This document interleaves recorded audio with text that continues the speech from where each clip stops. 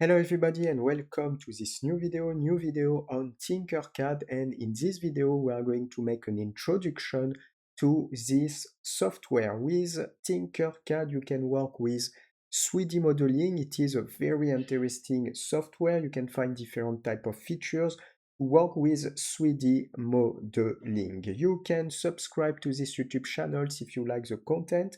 In the first link on the description, the complete course Tinkercad is available. So if you want to learn Tinkercad starting from scratch with the course structure, it will be on the first link on the description. You will see the models, session of the course, what you will be able to learn.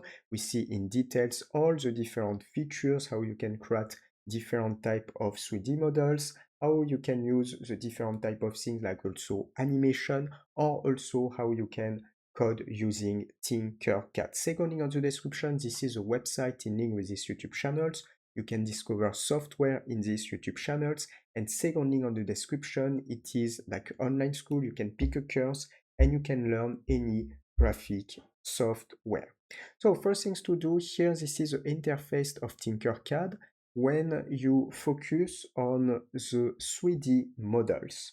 This is the first basic of interface. After, you have also the possibility to work with what we name code block, and you can also create 3D models using different code features. Here we are going to focus on the 3D model part. So in this area, when you create a new document, you can rename your document on the top left corner.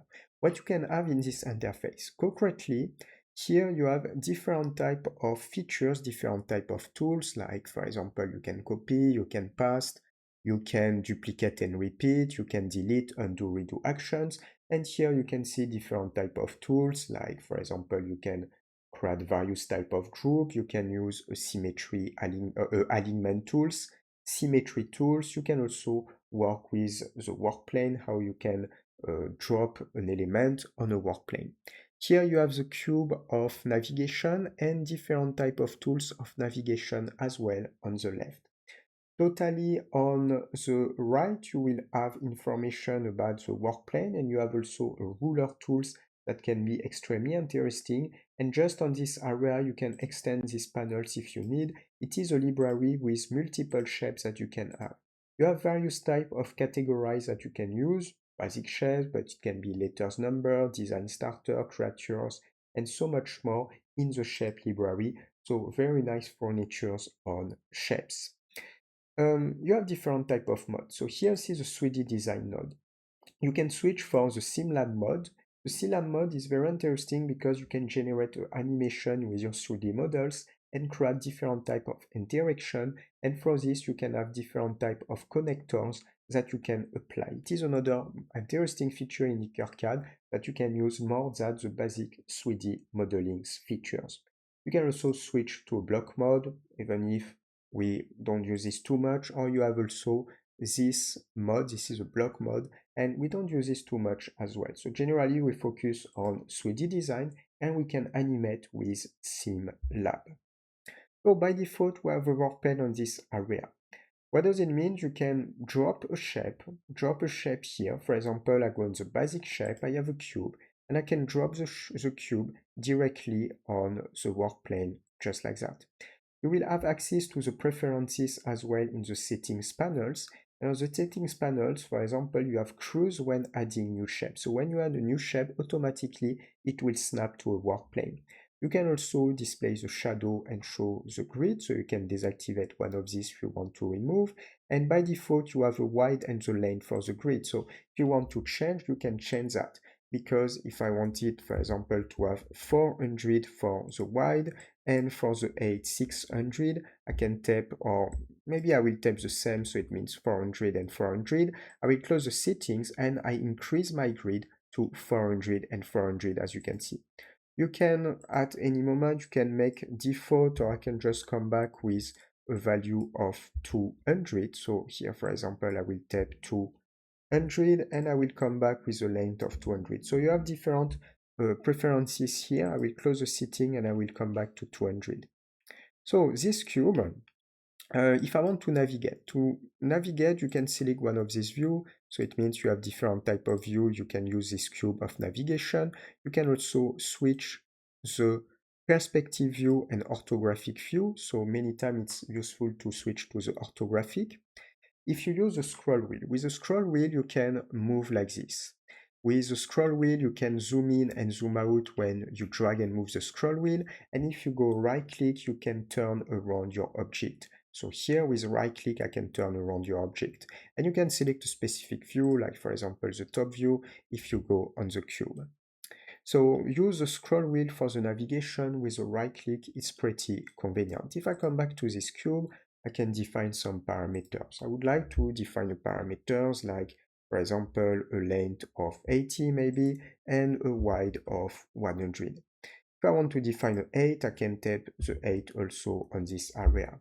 So you can change the color, you will have different type of options, like if I want some yellow color, I can apply the yellow color. As you can see, I created my first shapes. If I want to add a cylinder on the top, I can add a cylinder just like this, and I can put the cylinder on the top, and I will have different options like the side of the cylinder, but I can add more options as well. If I want to scale my cylinder, I will have by default the selection tools, and I can, for example, scale my cylinder. I can press Shift to keep the proportion, and I can also snap to the grid just like this. So I can, for example, create a cylinder like that. If I go on the right, just here, you have snap to grid. So you will be able to adjust the snap to grid. So if I select the top view, orthographic, I can move and I will snap automatically to my grid. And if I want to go to change the snap grid options, I can change just on this area. You have multiple interesting tools that you can use with Tinkercad. So for example, if I select the cylinder and I select the cube with Shift, I have access to, for example, adding panels, and I can click here and I can put center and center, just like that. And thanks to that, I can center my two objects, as you can see. But you have many interesting things that you can do. If, for example, I wanted to create a hole, I can just select, for example, the cylinder. I can put the cylinder a little inside, and if I select the cube, Shift, and I select the cylinder, I will be able to create a group, union groups, and if I wait a little bit, I will create a group. Now, if I want to create a hole, I can just come back here, and I can switch the cylinder to change to hole, and now if I select my two elements with Shift or a frame of selection, and I create a groups, automatically I can generate a hole, just like this.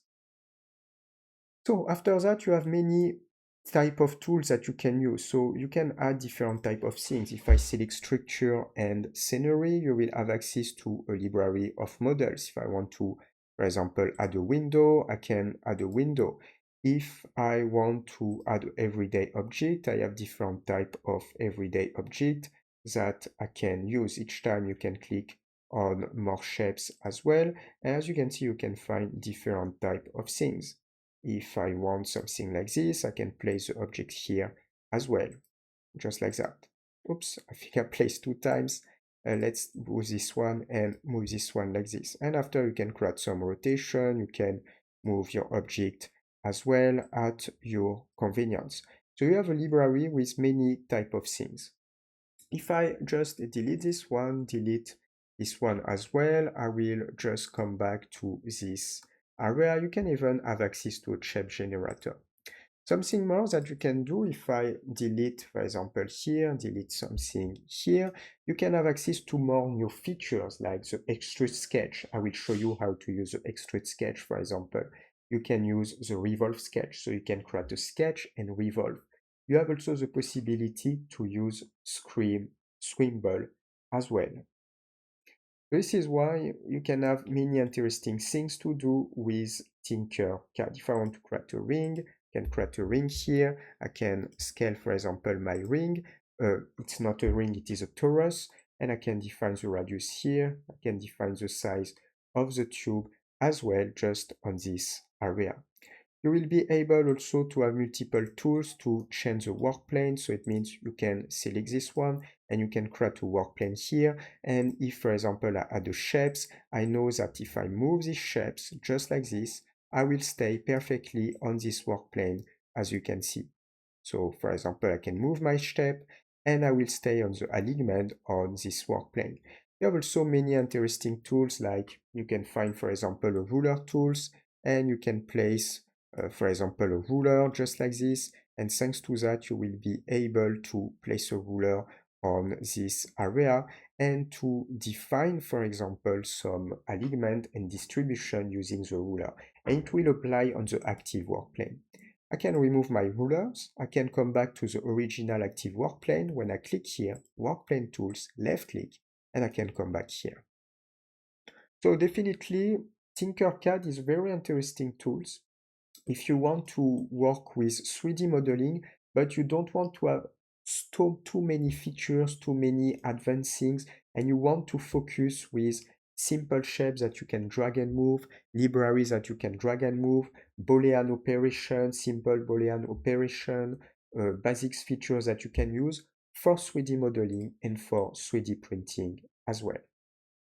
So we are going to stop here for this introduction of Tinkercad. If you like, subscribe to this YouTube channel. First link on the description, the complete course Tinkercad is available. So if you want to learn this software starting from scratch with a course structure, it will be on the first link on the description. You will see the models, session of the course, what you will be able to learn this training course. We see all the features on Tinkercad, the different mode of Tinkercad to perfectly master 3D modeling, but also if you want to generate animation or if you want to work with code to create 3D models. Second link on the description, it is a website in link with this YouTube channel. You can discover software, have access to different basic information of this software, and it's the second link on the description. It is like online school. You can pick a course and you can learn any graphic software. For next video on these channels, see you. Ciao, ciao.